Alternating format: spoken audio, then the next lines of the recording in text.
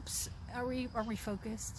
We're focused. Hey. If we're a little blurry, I feel sometimes that might be a better picture. I feel sometimes Maybe I look we better look blurry. a little. Yeah, we might look a little better with a little bit of a blur. Okay, going in on. case you're just picking this way, we're on Presque Isle. That's one of our beaches. I probably kicked your focus out again. There will be a beautiful sunset, but we're not staying here late enough for that. So sorry, we're not going to get you a Presque Isle sunset tonight. We will try but it will to. be beautiful. I mean, here we'll give you a little. I mean, ooh, okay, there you go. There's the sun over the water. It actually does look really pretty. And but, frankly, yeah. if you've never been to Erie, our sunsets have won numerous awards because they're the second most beautiful sunsets. I made a list, and I think we made number 2, second most beautiful sunsets frankly, on the planet. I'm going to go number 1, but maybe a little biased there. Absolutely.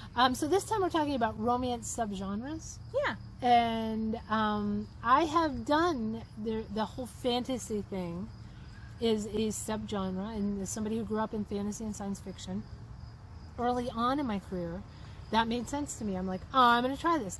And Robert Heinlein had a theory in one of his books that characters and places that are truly well loved in a book Beloved exist characters somewhere. Yeah. And he took his characters to Oz. And I'm like, ooh, love that. So I did a series of fairy godmothers who belonged to a best-selling romance author and were not great at their jobs, but because they were best-selling, they were well-loved and came to life to find her own happily ever after in Erie, Pennsylvania, because I thought we needed some fairies. Yes. And I did 3, Mad About Max, Magic for Joy, Miracles for Nick. And this was really early on in my career. And Yep. And I remember reading those when we first met. I frequently tell people, They're I awesome. hope They're you fun. read them and enjoy them. I stand by They're that light work. and fluffy and fun, and that's, Right, and they were early works. Right, so there's if you that. read them now and you're like, oh, Holly, but it's not like your newer ones, I would say thank you, because if they were, I'm doing something wrong. But I heard from so many fairy fans, and they sent me fairies. I have a whole shelf of fairies at the house that I wrote one last book called Fairly Humans, where my 3 fairies, Fern, Myrtle, and Blossom, get sentenced to be human by the fairy council. Bernie, darn that Bernie, and they're going to be human.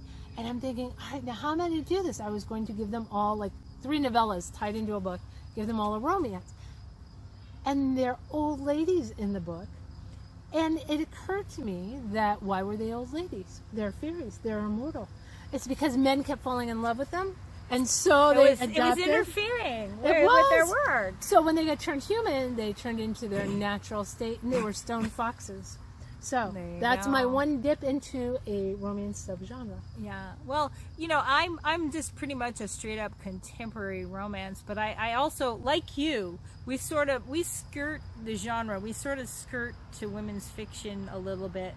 But, I remember when I first came on board, and Buffy the Vampire Slayer, which we both love, Joss was Whedon. huge. Joss Whedon, if you're listening, we love you. It was huge when we started writing. Yes. And yet, the publishers would not, the people that I knew who were writing paranormal could not sell paranormal to save their lives. If you've never picked up another fangirl moment, Sherilyn Kenyon.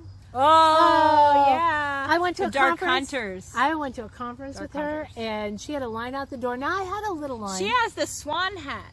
Oh, well, you- she the came swan hat? dressed in just very gothy looking She's stuff. cool. She's awesome. Her books are cool. When I first started reading the Dark Hunters, again, like I have binged TV Right. series, I binged her Dark Hunters series because there were a bunch of them, and it was really funny because I ordered like 2 or 3, and there were probably a dozen of them by them, and it was like potato chips. And I'm a little out of the loop, but I don't mind that, because then I love when I find some free time to one of those series that I love to go back and then pick up like 3 or 4 of them, and then you're like, what? It's Christmas. But there are all kinds of subgenres,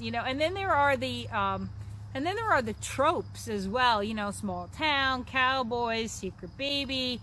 I think I've done almost weddings, all of them. Marriage of convenience, engagement of convenience, fish out of water, When all I those did kind a of Day tropes. Late a Bride short, it was not what it ended up being.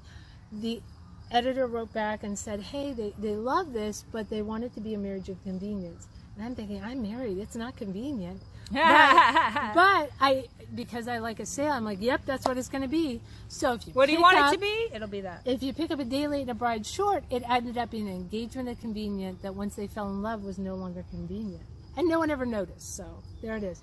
So there you go. She skirted around. So tell us down in the comments, what's your favorite romance subgenre, or what's your favorite romance trope? Do you like the billionaires, the bad boys, the small town? Yeah, small towns. Small I'm good on the small towns. Yeah, we are, both of us kind of. Anyway, so give us a shout. we'll see you next time. Have a good one.